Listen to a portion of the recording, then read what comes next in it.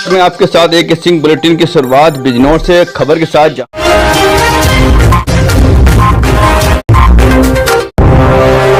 भाजपा सरकार को बताया, संविधान विरोधी लोकतंत्र को बताया बड़ा खतरा, कौमी एकता सद्भाव भाईचारा बढ़ाने के लिए भीम आर्मी संस्थापक आर्य समाज पार्टी के राष्ट्रीय अध्यक्ष भाई चंद्रशेखर गाड़ियों के काफिले के साथ किरतपुर पहुंचे। उत्तर प्रदेश जनपद बिजनौर के किरतपुर में आर्य समाज पार्टी के राष्ट्रीय अध्यक्ष भाई चंद्रशेखर आजाद पार्टी के सैकड़ों कार्यकर्ताओं के साथ भाईचारा व सद्भाव बनाने के लिए किरतपुर पहुंचे, जहां उन्होंने नजदीक के गांव शाहपुर रतन में असपा युवा नेता श्रवण कुमार द्वारा आयोजित सभा को संबोधित किया। सभा की अध्यक्षता मंडल प्रभारी धर्मेंद्र कुमार और सफल संचालन हरिचंद भगत ने किया।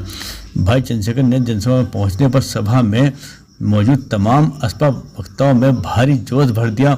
भीम आर्मी संगठन व असपा नेताओं में मंडल उपाध्यक्ष धर्मेंद्र कुमार, विधानसभा प्रभारी विकास सूर्यवंशी, हरिचंद भगत जी, जिला उपाध्यक्ष दिनेश कुमार, संगठन मंत्री नवीन भारतीय अफसान और अदनान दानिश, ललित कुमार, विधानसभा अध्यक्ष श्रीराम राहुल कुमार और फैलसुफ जमा खान आदि ने भाई चंद्रशेखर का फूल माला से जोरदार स्वागत किया। जनसभा में हरी भीड़ देखकर भाई चंद्रशेखर गदगद हो गए और सभा संबोधन में भाई चंद्रशेखर ने भाजपा सरकार को संविधान और लोकतंत्र विरोधी बताते हुए कहा कि भाजपा देश में अल्पसंख्यकों और दलितों का जमकर उत्पीड़न कर रही है, इसलिए भाजपा लोकतंत्र व संविधान मूल्यों की विरोधी सरकार है। ऐसी जनविरोधी सरकार के देश में लंबे समय तक बने रहना देश के लिए लोकतंत्र और संविधान को बड़ा खतरा बताया। मीडिया से मुखातिब होते हुए निकाय चुनाव की आरक्षित सीटों की सामान्य होने पर भाई चंद्रशेखर ने भाजपा सरकार को दोषी मानते हुए जमकर निशाना साधा। उन्होंने निकाय सीटों के परिवर्तन को आरक्षित वर्ग व दलितों के अधिकारों पर घोटाला व डकैती डालने का आरोप लगाया।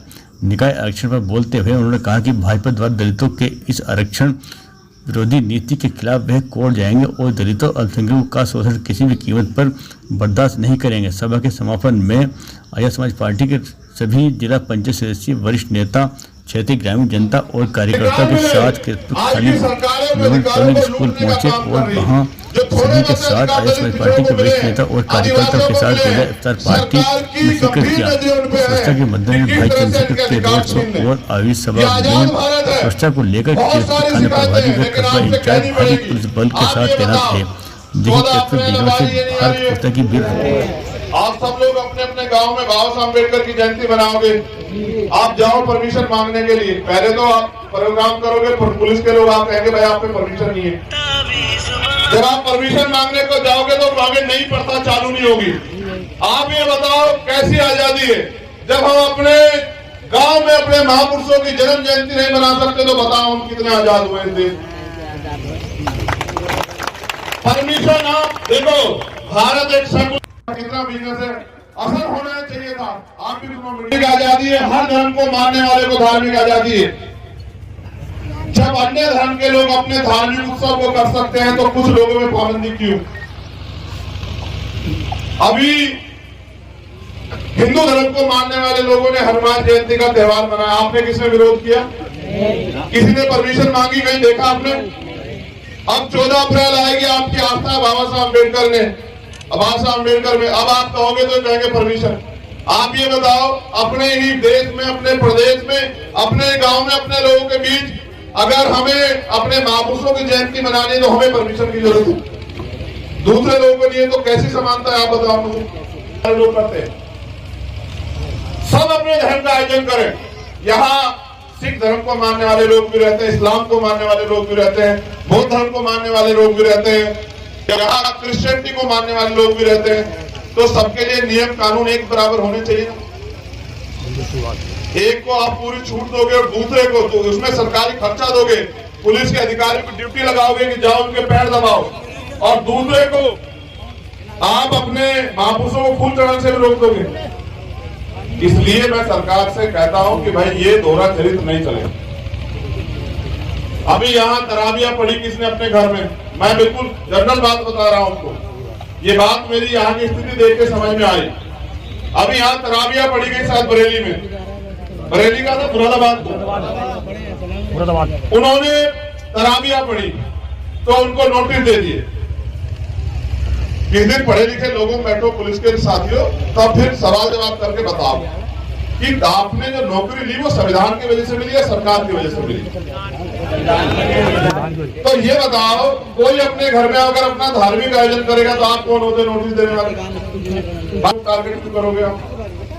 क्योंकि सरकार का राजनीतिक एजेंडा सेट होता है कि जितना मुसलमान का शोषण करोगे उतना जनता में कह पाओगे कि देखो हमने मुसलमान को ठीक कर दिया। मैं पूछना चाहता हूं, कितना ठीक करना चाहते हैं? वो तो पहले से ठीक है बेचारा। इतना ठीक है कि मेहनत मजदूरी करके थोड़ा बहुत पेट पाल रहा है, उसको आप सड़क पे लाना चाहते हो?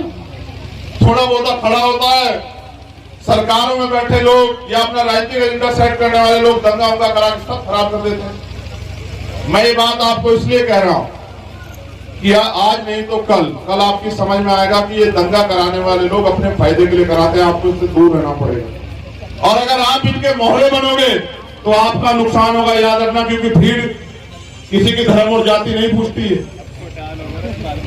समझ रहे हो? भीड़ जब निकलती है किसी की जाति धर्म नहीं पूछती है, और नुकसान हमेशा गरीबों को होता है। आपने दंगे में किसी नेता को मरते देखा आज तक? किसी नेता के घर जलते देखा? जलाने वालों के हाथ कभी नहीं जलते हैं, जलते किनके? बुझाने वालों। समझ रहे? आपको राजनीतिक शक्ति प्राप्त करनी है, आपको सरकारों में जाना है, आपको अपने बच्चों के लिए पढ़ाई के लिए स्कूल खोलने हैं। 60,000 स्कूल बंद कराए सरकार ने 9 साल में। उन प्राइमरी स्कूलों में किसके बच्चे पढ़ते हैं बताओ मुझे हाथ उठा के? अमीरों के बच्चे पढ़ते हैं, गरीबों के बताओ?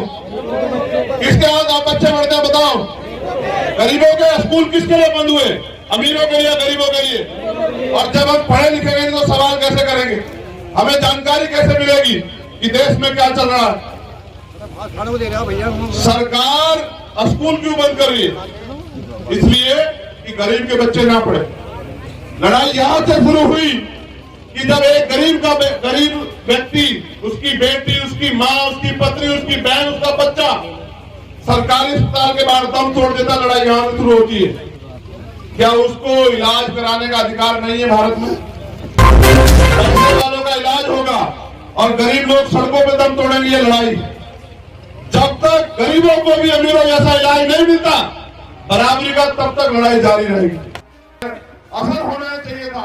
आप भी सुनो मीडिया के लोग, जिस दिन देश आजाद हुआ हमें ये करना चाहिए था, अगर ईमानदार लोग कुर्सी में बैठते तो अंतिम व्यक्ति को भी साधन प्रोवाइड करवाते। जैसे पिता अगर संपत्ति बांटता तो कैसे बांटता है?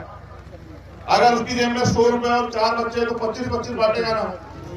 बराबरी तभी हुई ना, तब होता। तब आप गैर बराबरी की खत्म करने की बात करते, हमारे अधिकारों पे गलत बयानबाजी करते। जिस दिन देश आजाद हुआ आपने गरीब को भी वही साधन दिए होते जो आपके पास।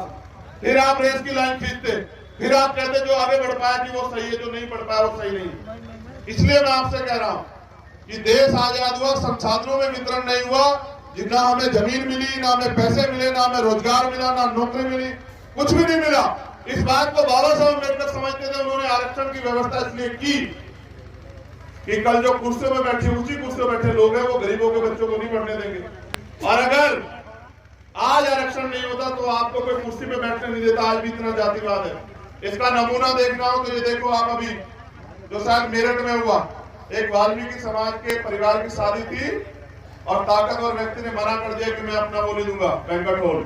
अम्बेडकर के विचारों से, उनके संघर्षों से, उनके सम्मान से कोई लेना देना नहीं। अगर ऐसा होता तो बीजेपी के लोग बड़े पैमाने पर, उनकी सरकार के लोग परमिशन देते और बाबा साहब अम्बेडकर की विचार गोष्ठियां होने देते। सर आज यहाँ पर यह बहुत बड़ी ऐतिहासिक यहाँ पर मीटिंग और हिंदू मुस्लिम वैसे तो दलित और अल्पसंख्यक की बहुत बड़ी भीड़ यहाँ पर दिखाई दी। तो इसके पीछे क्या ये भीड़ नहीं है, यही जनता है। जनता लोकतंत्र मालिक होती, जनता ही बड़े बड़े नेता बनाती है, जनता ही बड़े बड़े नेताओं को धूल चटाती है।